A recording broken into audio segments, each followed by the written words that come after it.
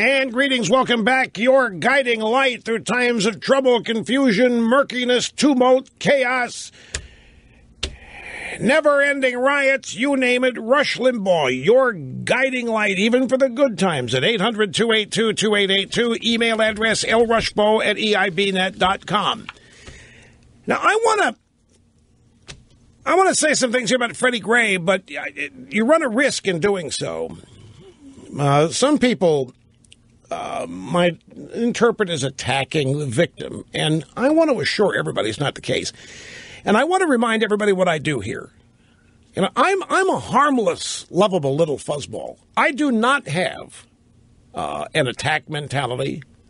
I'm not even offering this in any kind of a defensive posture. I just want people to understand what happens here. I go through the day, every day, and I consume news. It's one of my hobbies, it's my habit, and it's also my job. Therefore, it doesn't seem like work. And that's the best thing that a job can be, actually, when it doesn't seem like work. When you love it, it never will be work. But I care about a lot of things deeply. Passionately, deeply, profoundly, and I am very sure of what I know. I am very confident what I think is right. I'm not a person that runs around with ambivalence just to avoid offending people, and I don't soft pedal what I think needs to be said so as not to offend people. I just think what I think, and I'm very confident of it, and I don't mind if it sounds that I'm sure of myself. But at the same time, I do not collect all of this news and do all of this show prep for the express purpose of coming here and attacking things or attacking people. And nor do any of us on the right. We're too busy in defense, which is essentially what I do. In the course of all of this show prep, I see things that I believe in under assault. I see traditions, institutions, people, issues, principles, ideas under constant assault by the left and the Democrat Party. And because I'm confident and just certain they're wrong, I use the opportunity I have in this radio program to come here every day and correct it. So there are no attacks here. What goes on this program is a defense of the things I hold dear, which are under constant assault. Now, I want to go back, might have been yesterday, the dames run together, when Mrs. Clinton gave her most recent speech when she spoke out about what's going on in Baltimore. And it was one of the most reserved, laid-back, less energetic speeches that she's ever given, and people are commenting on that. But one of the points that Mrs. Clinton made, both directly and indirectly, was that this country has a lot of innocent African Americans in jail simply because they're African Americans, and this has got to stop. And I've been hearing this my whole life. I've been hearing it from the civil rights community.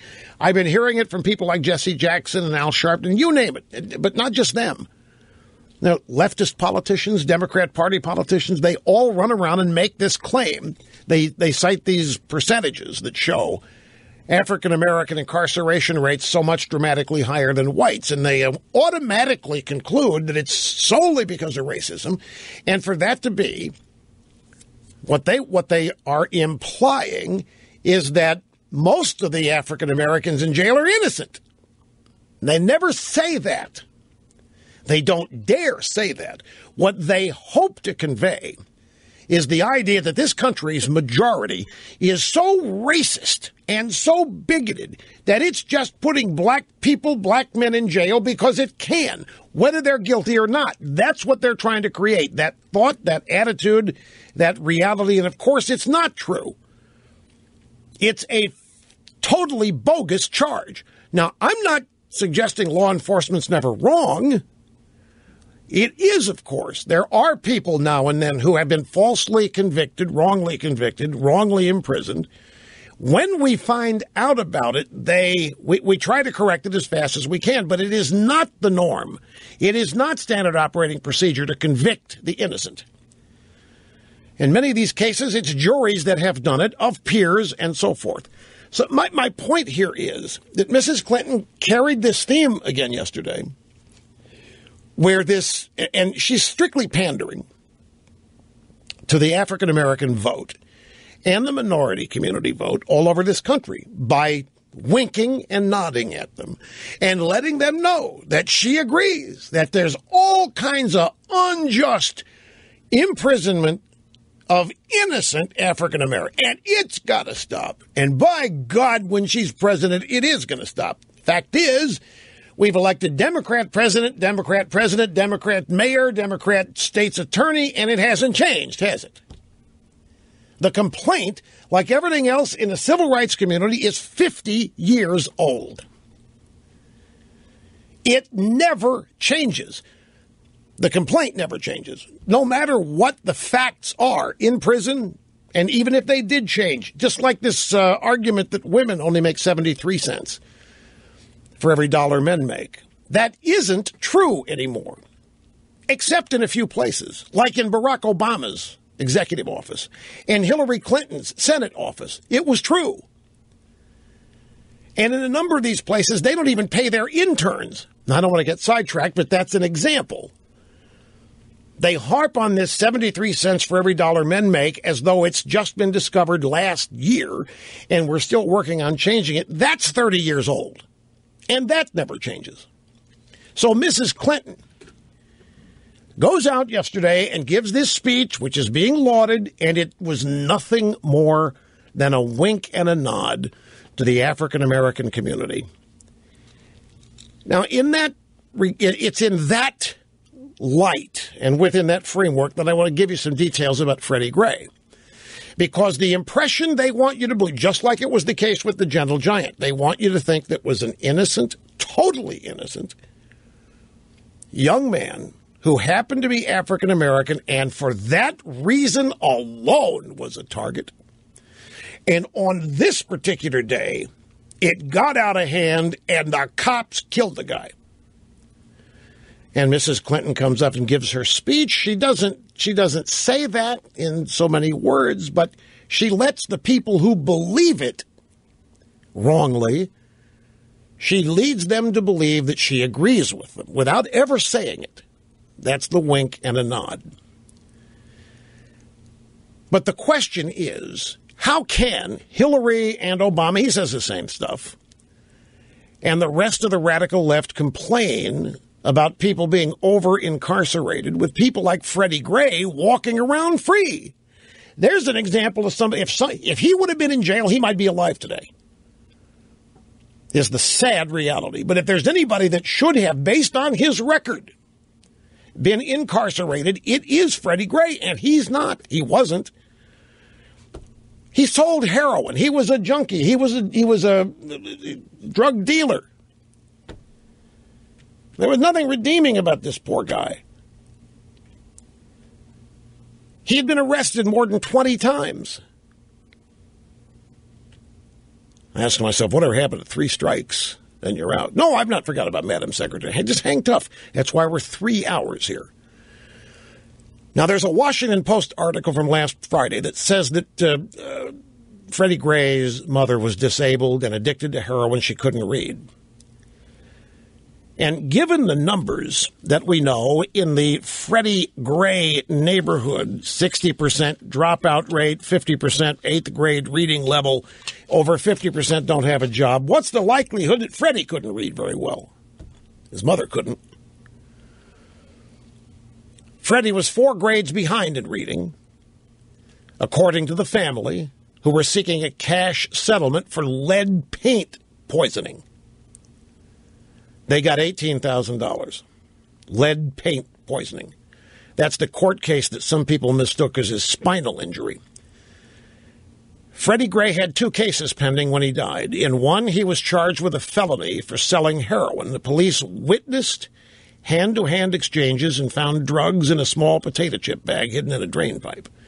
And then last year, poor Freddie faced a charge that could have put him away for several years. But the prosecutors agreed not to pursue the case in exchange for Freddie serving 100 hours of community service. They didn't want to put him in jail. Now, you might be shouting, yeah, Rush, because there's no room. We've put so many African Americans in jail that there's no room. It's just part of the narrative. of all of this. We only know of Freddie Gray's record since he was of age, since 18. He died at age 24. We don't know what he was involved in before he was 18. This rap sheet of his is for 6 years. Now, I'm not saying any of this to attack it. Poor guy Freddie Gray. As I say, the purpose of this is to offer a little perspective. And it's necessary because we know how they lied and created a false narrative about the gentle giant in Ferguson. And we know the damage that false is still doing because of the irresponsibility and the abject lying of many in the civil rights community. How many African-American citizens still to this day believe that the gentle giant put his hands up, tried to surrender, and got shot in the back? It didn't happen. And yet it is still portrayed that way. And the same thing with Eric Garner in New York, with the young man that was supposedly chokeholded to death. He wasn't chokeholded to death. He died of a heart attack in the ambulance on the way to the hospital. What was this guy doing? Selling individual illegal cigarettes. Individual illegal cigarettes. That was his job. Because cigarettes are so expensive in New York because of the taxes. So we have a circumstance here. Now, the mayor, we had all this to it, where the mayor purposely gave protesters room to roam, told the cops to stand back. We've got eyewitness accounts, ear witness accounts to people who've heard the mayor tell the cops and other authorities to stand back, stand down.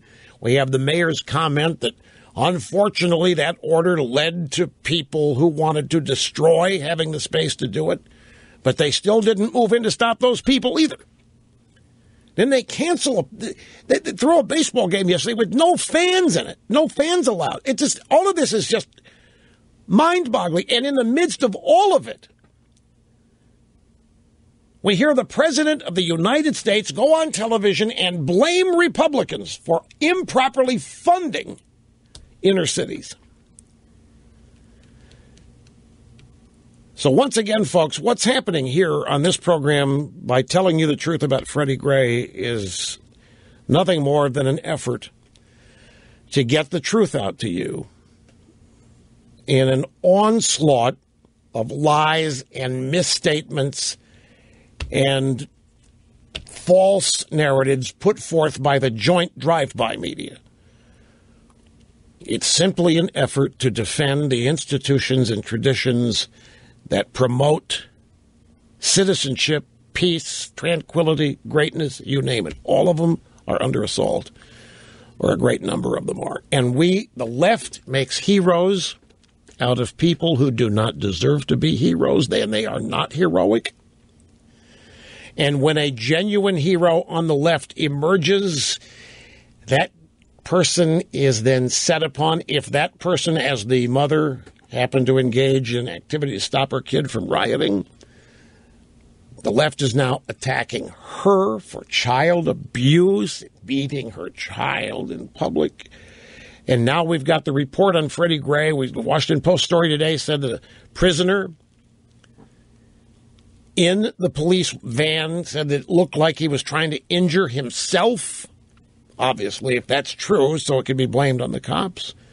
Whatever has been learned is not going to be released, as promised on Friday, because it's obvious that the people running this show in Baltimore and in Washington want to milk as much of this incident as they can for the furtherance of their own political agenda.